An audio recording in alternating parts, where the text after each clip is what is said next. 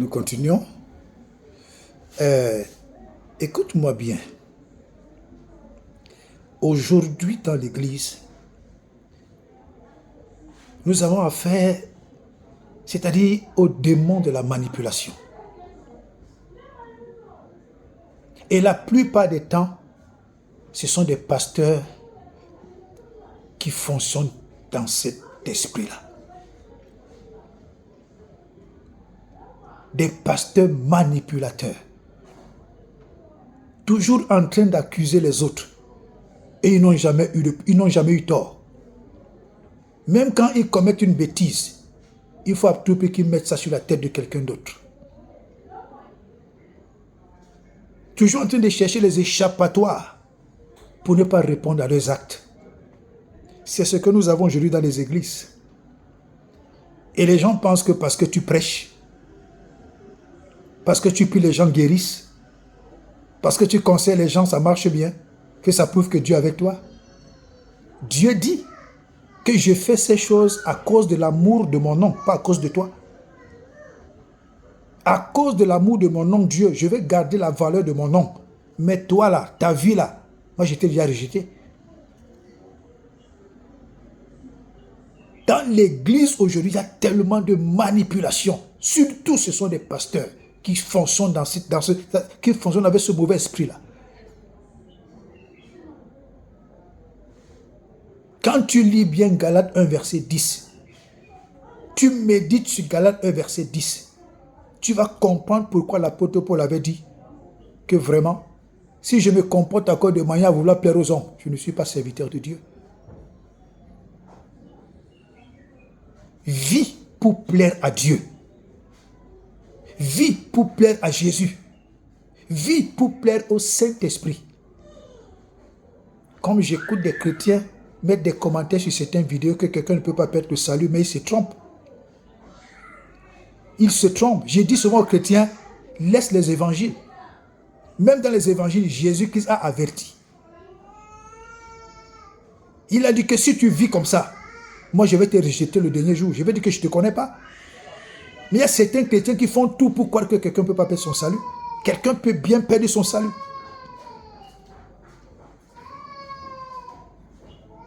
Dieu dit à Moïse, quand le peuple de Dieu a péché, Dieu dit à Moïse que le peuple là, moi je vais le rejeter. Je vais le rejeter. Moïse commence à plaider. Dieu dit ok, il n'y a pas de problème. Et Dieu dit quoi à Moïse? J'ai seulement oublié le verset, c'est dans l'Ancien Testament. Dieu dit à Moïse que tous ceux qui ont péché contre moi, je vais effacer leur nom de mon livre. Je vais effacer leur nom de mon livre. Il n'y a pas deux livres. Le livre là, le même Dieu qui a écrit ton nom pour la vie éternelle, c'est le même Dieu qui va effacer au cas où tu vis dans le péché, au cas où tu vis dans l'iniquité, au cas où tu vis dans le désordre, au cas où tu vis de manière à ce que même le Saint-Esprit t'a déjà fui. Le même Dieu va aller effacer ton nom. Le même Dieu qui a dit que le Saint-Esprit est le sceau de notre salut, c'est le même Dieu qui va enlever le Saint-Esprit là. Quand tu vis bien, quand tu fuis le péché, quand tu crains Dieu, quand tu vis ta vie de sainteté, quand tu vis de manière à plaire au Seigneur, ce qui est si tu es en train de garantir ta vie éternelle. Je dis souvent aux chrétiens, allez lire Apocalypse, le dernier livre. Laissez même tous les évangiles, tout. Allez lire et méditer Apocalypse. Vous n'allez pas lire quelque part là où il est écrit que les chrétiens est avantageux pour le salut.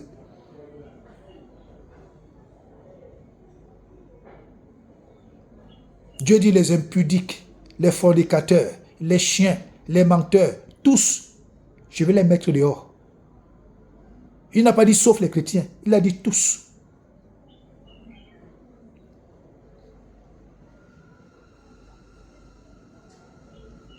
Les chrétiens, quoi? En tant que chrétien, vis alors mal. Tu vas voir le dernier jour, tu seras surpris. Je me souviens de ce témoignage de Benny Hinn.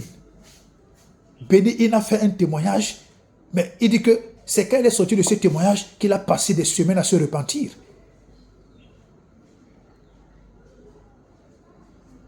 Benny Hinn se trouve dans un rêve de l'enlèvement, dans un rêve du jugement, pardon.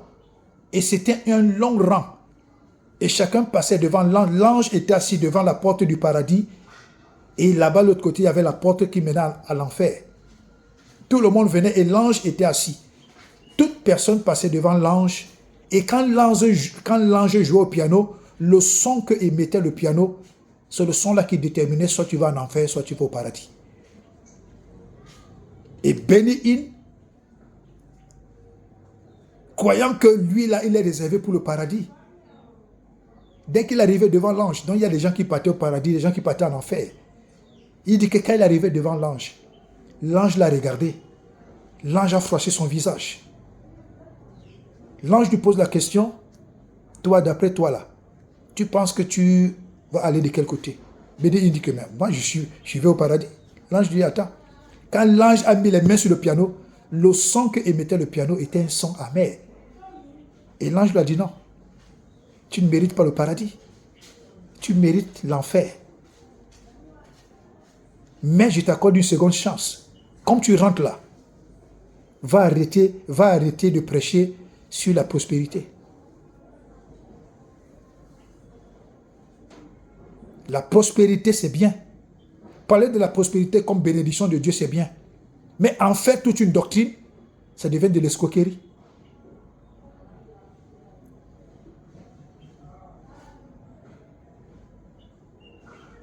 Des gens, des sœurs, des frères, certains hommes de Dieu qui ont une vue consacrée au Seigneur, ont eu des visions, ont été enlevés dans le ciel. Ils ont vu l'enfer.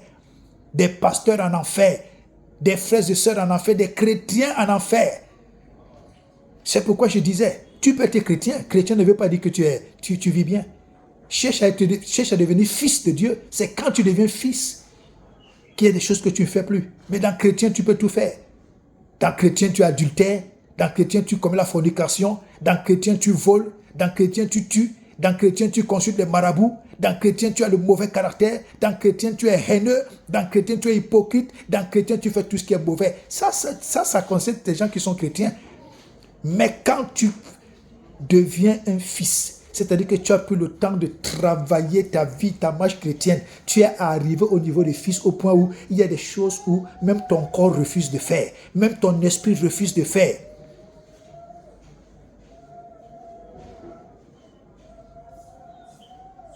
Les gens pensent que nous, là, on ne veut pas devenir riches.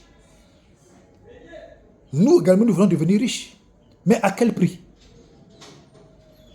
Aujourd'hui, tu vois un pasteur, il a une petite église. 3 mois après, tu vois que l'église a grandi, fait des voyages. Ne réfléchis pas de midi à 14 heures. Va baisser son pantalon. Tu vas constater que le monsieur là, il y a des dégâts derrière.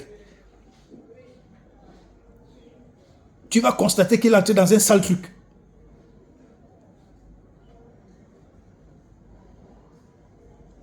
Des gens m'ont proposé, va au Canada, va en Suisse, va ici, pour que tu sois à mon compte. Va diriger ma branche qui est là-bas. J'ai refusé.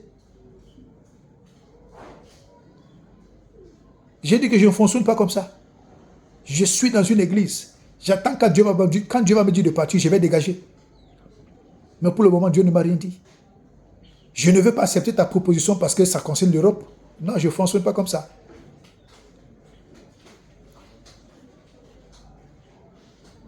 Si je veux devenir riche dans l'œuvre de Dieu, je vais devenir riche. Mais à quel prix?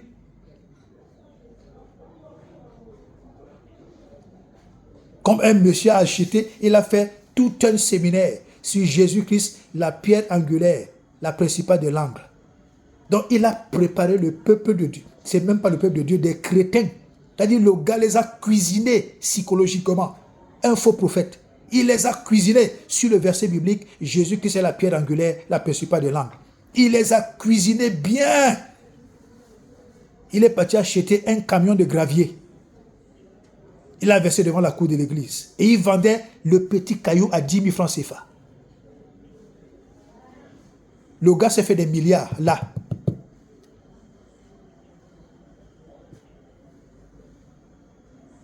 je ne vais pas citer le nom du pays. Exactement comme tu viens de dire. C'est exactement là. Comme tu viens de dire, le pays que tu viens de dire là. Le pays que tu viens de dire là. Oui, le pays que tu viens de dire. Voilà. Oui. Ça s'est passé il y a des années. Jusqu'aujourd'hui, les gens le font. Quelqu'un va, on lui puise l'eau dans des bidons. On met dans des petites bouteilles. L'eau qu'il n'a même pas achetée. On a puisé l'eau dans des puits, puisé l'eau dans des robinets qu'il n'a même pas acheté. On met ça dans des petites bouteilles Tanguy. Plein. Il fabrique une étiquette eau enchaînée, il met dessus. Il vend une bouteille d'eau à 15 000.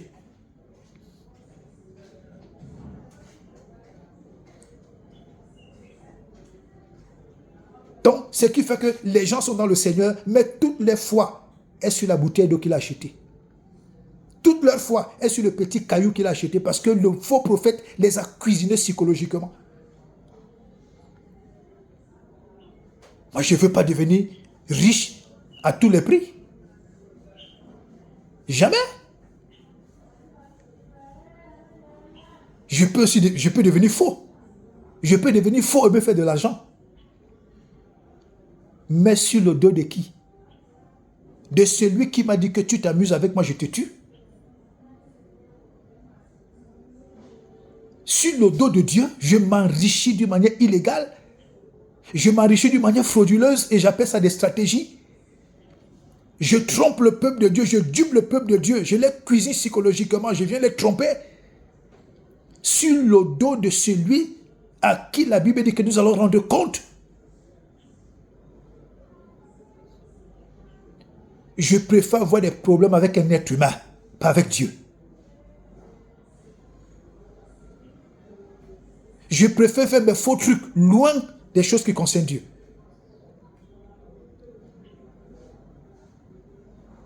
Dieu me sort d'une maladie. Dieu me guérit. J'ai dit à Dieu que si tu me guéris, moi je vais te servir. Dieu me guérit. J'étais dans la mort. Dieu m'a sorti de la mort. Dieu m'a guéri. Maintenant, je guéris. Au lieu de servir Dieu, je retourne dans les affaires des alcools, les affaires de femmes.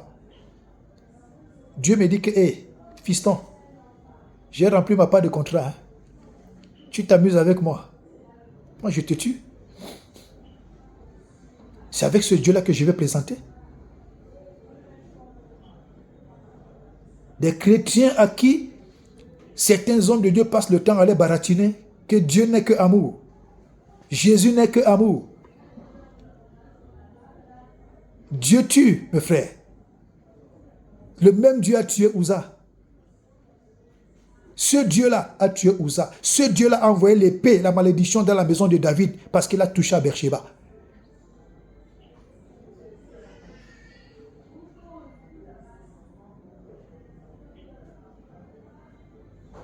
Ce même Dieu-là, à cause de la vie du péché, il a livré Jésus entre les mains de Satan. Parce que Jésus a porté le péché de l'humanité. Ce même Dieu-là a dit à Moïse, tu ne vas pas à Moïse, oui, tu ne vas pas entrer dans la terre promise.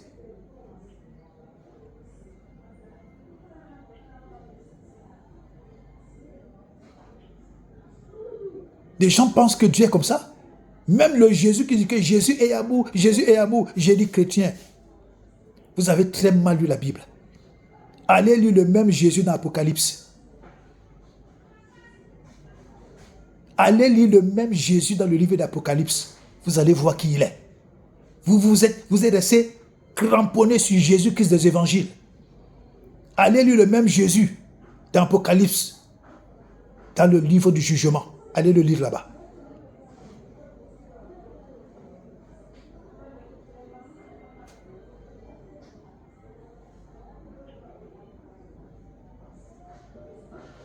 Quoi?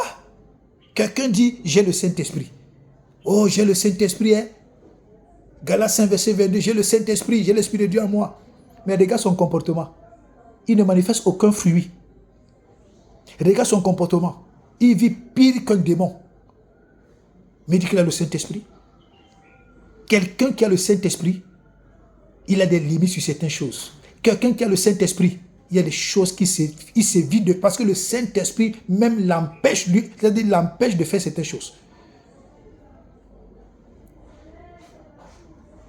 Des chrétiens qui commettent des atrocités n'ont pas de remords. Des pasteurs qui commettent des atrocités, des mensonges que même Satan ne peut pas faire. Ils n'ont pas de remords.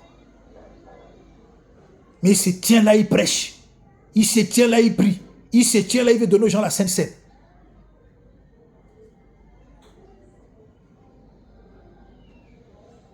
C'est pour cette raison, je dis que tu vas dans les églises, des gens ont des vies possédées. Des gens ont des vies bloquées. Parce que ceux qui sont à la tête même ne sont pas des modernes.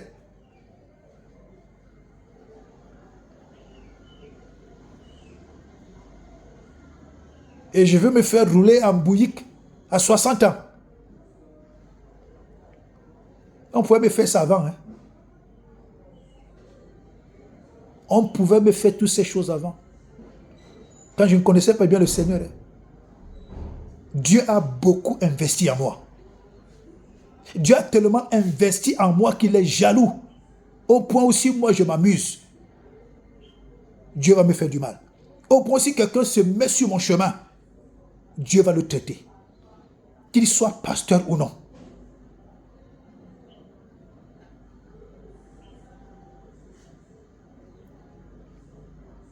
Dieu dit, il est de la justice de Dieu de rendre des afflictions à ceux qui vous affligent. Tu dis des choses contre moi alors qu'elles ne sont pas vraies. Pour m'affliger, Dieu va t'affliger. Dieu va t'affliger. Dieu ne respecte personne, que tu sois bishop ou archibishop ou quoi que ce soit. Quand tu veux vouloir nuire à la paix de quelqu'un en qui Dieu a beaucoup investi, méfie-toi. Tu vas récolter ce que tu n'avais jamais pensé.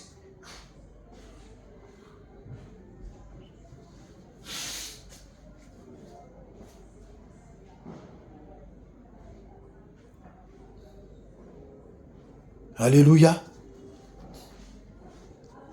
Oui, dans ta marche dans le Seigneur, dans ta marche de tous les jours, aie une vie de discipline.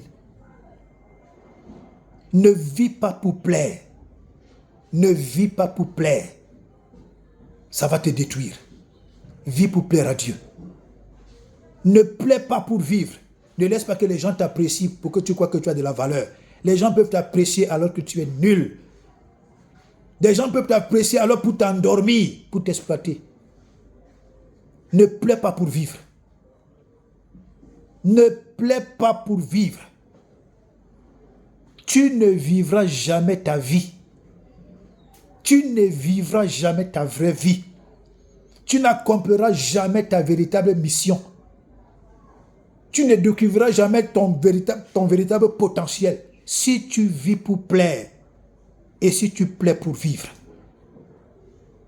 Les autres passeront le temps à t'exploiter. Ils passeront le temps à te duper. Ils passeront le temps à te montrer un faux visage. Si tu vis pour plaire et tu plais pour vivre, tu ne connaîtras jamais ta véritable valeur. Parce que tu attends la récompense des hommes. Et les hommes sont mauvais. Dieu lui-même dit que le cœur de l'homme est mauvais par-dessus tout. Qui peut le dompter? Dieu lui-même dit que le cœur de l'homme est mauvais. L'homme a rejeté Dieu. Tout ce que Dieu a donné à l'homme, l'homme a rejeté Dieu. Il a quand même trouvé que Dieu fiche moi le camp. Il est parti prendre Satan.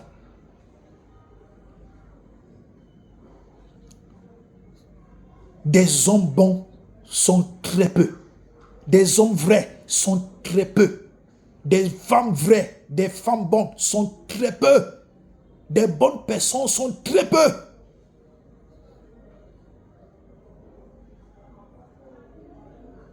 Très peu.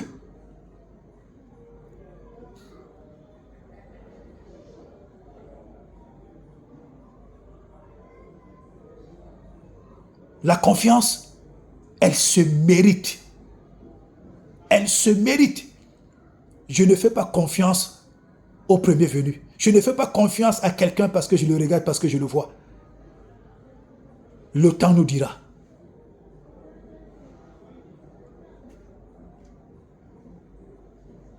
regarde le comportement de quelqu'un quand il veut se faire voir. Il va te saquer, il va te salir parce qu'il veut se faire voir. Il va raconter des choses fausses sur toi parce qu'il veut se faire voir, parce qu'il veut se faire considérer. Quand il sait que ta présence est un danger pour lui, il va tout faire pour te salir. Mais le matin, il te montre les dents. À l'église, il te dit que Dieu te bénisse.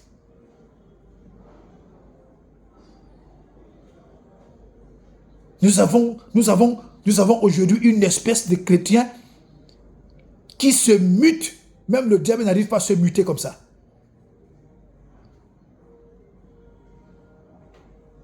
Le matin, tu vois son visage, c'est l'agneau. La nuit, tu vois son visage. Hey, c'est la chauve-souris. Non. Tu ne te donnes pas de la valeur, les autres ne t'en donneront jamais. Tu ne te considères pas, les autres ne vont jamais te considérer. C'est pourquoi j'ai toujours dit, j'ai du respect pour des gens qui me respectent. J'ai même beaucoup plus de respect pour des chrétiens, pour des fidèles, pour des nouveaux convertis. J'ai même beaucoup plus de respect pour eux. Quand ça concerne déjà affaire de homme de Dieu, pasteur, là, je suis très méfiant.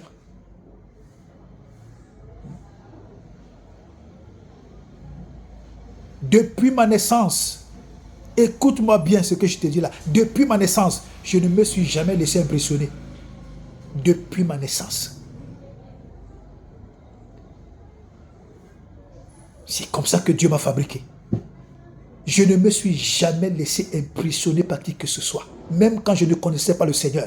Que tu sois milliardaire, qui que tu sois, je ne me suis jamais laissé impressionner.